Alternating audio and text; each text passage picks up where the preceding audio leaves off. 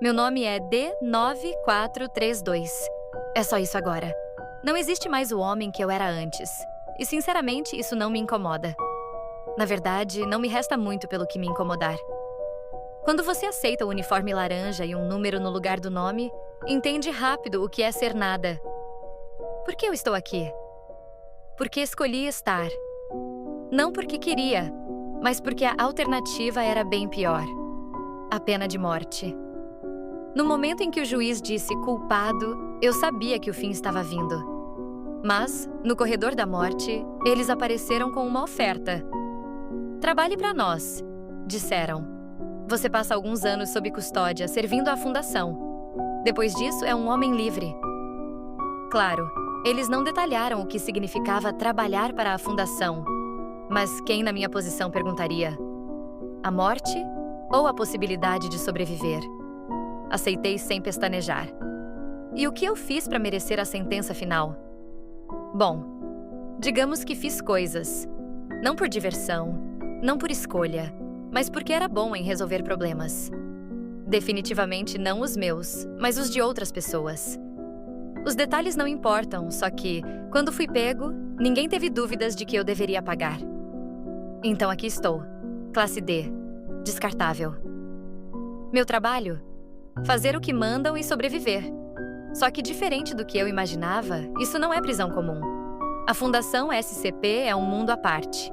Eles lidam com coisas que não deviam existir. Coisas que a gente nem consegue explicar. E adivinha quem é enviado primeiro para descobrir como essas coisas funcionam? Hoje foi meu primeiro dia. Não perdi tempo tentando entender a hierarquia ou a lógica do lugar. Só ouvi as regras. Elas são bem simples. Faça o que mandarem. Não faça perguntas. Não tente fugir. Eu sei o que acontece com quem quebra essas regras. Já vi os olhares dos guardas. O jeito como mantém o dedo perto do gatilho. Aqui, minha vida vale menos que os sapatos que eu uso. O doutor que nos recebeu falou de algo chamado SCP-087, uma escadaria. Disseram que era um teste simples. Só precisamos descer, contar os degraus e relatar o que vemos. Fácil, certo? Mas o jeito como ele disse, era como se estivesse me mandando para a boca de um animal faminto. Enquanto escrevo isso, estou trancado na minha cela, pensando se amanhã será o meu último dia. Não é o medo da morte que me incomoda. É o fato de que ela pode vir por algo tão absurdo quanto uma escada. Seja lá o que está no final daquele poço, eu vou descobrir. E talvez, só talvez, eu consiga sair vivo para contar. Acordei antes do alarme. Não porque queria, mas porque o sono não vinha. No silêncio da cela, tudo parecia mais pesado. Cada respiração, cada batida do coração. E quanto mais o tempo passava, mais a ideia da escadaria crescia na minha mente, como um tumor que não dá para ignorar. SCP-087. Uma escadaria. Isso foi tudo que disseram. O doutor, com o jaleco impecável e o rosto frio, deixou claro que seria uma missão simples. Mas aqui, aprendi rápido que simples não significa seguro. Os guardas me escoltaram até a sala onde outros 2 funcionários classe D esperavam. Não nos perguntamos nomes. Ninguém faz isso. Pra quê, se a maioria de nós não dura tempo suficiente para criar laços? Era um homem alto, com olhos fundos e marcas de queimadura no braço, e uma mulher magra demais, como se tivesse sido devorada pela própria ansiedade. A sala onde ficava a SCP-087 parecia comum, quase entediante. Apenas uma porta de metal com uma placa que dizia acesso restrito. Mas quando a porta abriu, senti algo mudar. Não sei explicar, mas o ar parecia diferente. Mais pesado, como se algo invisível estivesse nos observando. O doutor entregou um rádio e uma lanterna para cada um de nós. Sua tarefa é descer e relatar tudo o que encontrarem. Disse com a mesma neutralidade de quem lê a previsão do tempo. Qualquer anomalia deve ser registrada. Se sentirem que estão em perigo, retornem imediatamente. A missão termina quando eu disser. Retornar imediatamente? Essa era boa. As portas aqui só abrem de um lado, e não é o nosso. Sem mais explicações, nos empurraram para dentro.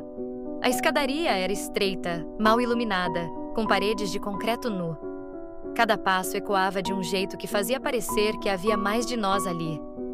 A lanterna iluminava apenas alguns metros à frente, e o resto era engolido pela escuridão. Começamos a contar os degraus. 1, 2, 3, até 10. Tudo normal, ou pelo menos parecia. Mas depois do 20º degrau, algo mudou.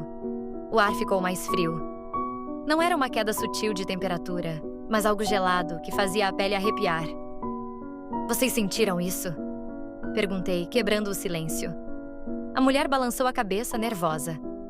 O outro homem não respondeu. Ele só olhava para frente, a lanterna tremendo levemente na mão. Descemos mais, e foi aí que ouvi pela primeira vez. Um choro. Fraco, distante, como o de uma criança.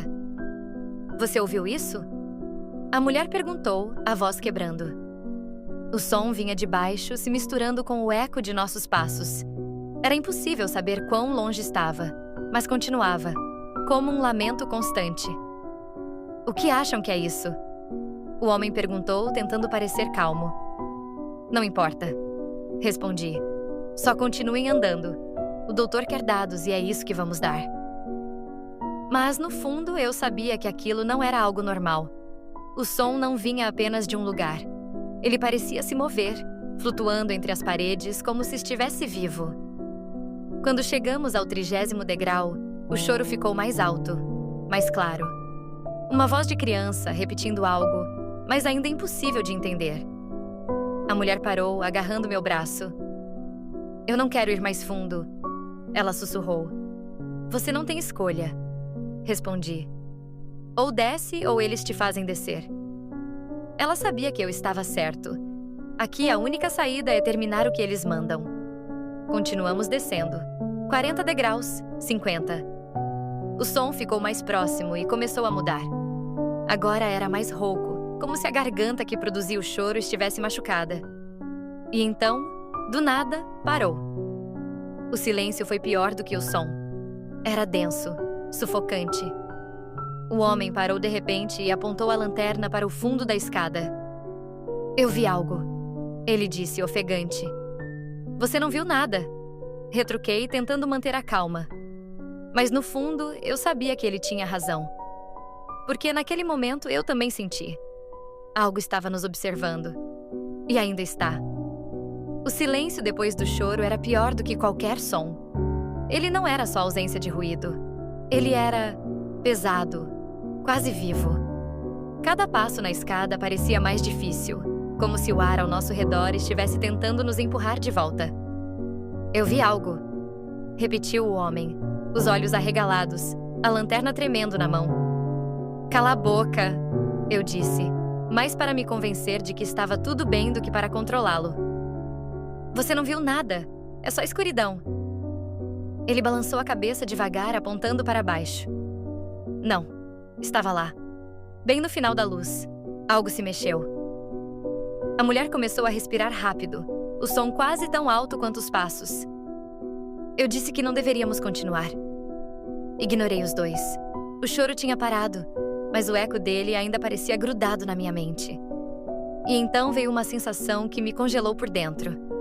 Sabe aquela impressão de que você não está sozinho? De que algo está olhando para você, mas você não consegue ver o que é? Era isso, só que pior. Continuem descendo, falei, tentando soar firme. Vamos acabar com isso logo. Degrau 60. O frio ficou mais intenso, quase cortante. Minha respiração saía em pequenas nuvens, e eu me forcei a manter os olhos na frente. Degrau 70. A mulher começou a murmurar algo baixo demais para entender. Seus olhos estavam fixos na escuridão abaixo, e ela segurava a lanterna como se fosse um escudo. Fala o que você está vendo, eu disse. Ele está lá. Ela sussurrou. Quem está lá? Eu não sei. Eu ia insistir, mas antes que pudesse falar, o rádio que carregávamos chiou. Equipe de pesquisa para D4932. Relatório. Peguei o rádio com a mão suando e apertei o botão. Estamos no 70º degrau. Nada visível ainda, mas o som parou. Parece mais frio quanto mais descemos. O que ouviram? Choro. Parecia uma criança. Entendido, respondeu o doutor. Continuem descendo. Informem qualquer nova anomalia. Soltei o botão e guardei o rádio. Tentei ignorar o olhar vazio que o outro homem lançou para mim. Degrau 80. Foi quando eu vi. No canto da luz da minha lanterna, algo brilhou. Não era grande, talvez do tamanho de uma cabeça, mas não consegui distinguir o que era. A luz parecia escorregar por cima da coisa, como se ela absorvesse mais do que devia. Tem algo ali, murmurei, sem perceber que estava falando em voz alta. Eu disse! O homem gritou, quase histérico agora. Eu disse que tinha algo. A mulher começou a subir de volta, mas não deu nem 3 degraus antes de ouvir um som novo. Passos. Eles não eram nossos. Não era o eco do nosso andar. Era algo atrás de nós, no fundo da escuridão. Pesados, lentos. Tem algo subindo, ela disse, a voz cheia de pavor. O homem virou a lanterna para baixo e eu fiz o mesmo. A luz dançou nas paredes cinzas, mas não iluminou nada. Nada além de degraus e vazio. Corram! Eu disse sem pensar. Não esperaram que eu repetisse. Começamos a subir. Mas os passos estavam mais rápidos agora. Eles nos seguiam. Subir deveria ser fácil. Nós só precisávamos alcançar a porta e sair. Mas, quanto mais corríamos, mais parecia que a escadaria se estendia. O som dos passos atrás de nós estava cada vez mais alto, mais próximos, como se algo grande, pesado e faminto estivesse nos perseguindo. Isso não faz sentido! Gritou a mulher ofegante. Já devíamos ter chegado. Ela estava certa. Tínhamos descido cerca de 80 degraus, mas subimos muito mais do que isso. A lanterna dela balançava enquanto corria, lançando feixes irregulares na parede. Foi nesse momento que vi. Por uma fração de segundo, algo refletiu na luz dela. Era uma forma humanoide, mas impossível de descrever direito. Sua silhueta era distorcida, irregular, como se estivesse sendo devorada pela própria escuridão ao redor. E os olhos? 2 buracos vazios. Mas ainda assim eu sabia que estava sendo observado. Mais rápido! Eu gritei, empurrando o homem que estava começando a desacelerar. Não para! Não olha para trás! Ele tropeçou, caiu de joelhos, e antes que pudéssemos ajudá-lo, o som mudou. Os passos atrás de nós pararam. Por um momento, o silêncio voltou. Só o eco da queda dele preenchia o espaço. Me ajudem! Ele gritou, tentando se levantar. Mas antes que pudesse terminar a frase, algo o puxou para baixo. Não era rápido. Não foi um ataque repentino. Ele gritou e tentou segurar o corrimão, mas a força invisível o arrastava como se ele não pesasse nada. A lanterna dele caiu, girando pelo ar, iluminando o terror no rosto dele antes de desaparecer na escuridão. O grito foi se tornando mais distante, até sumir.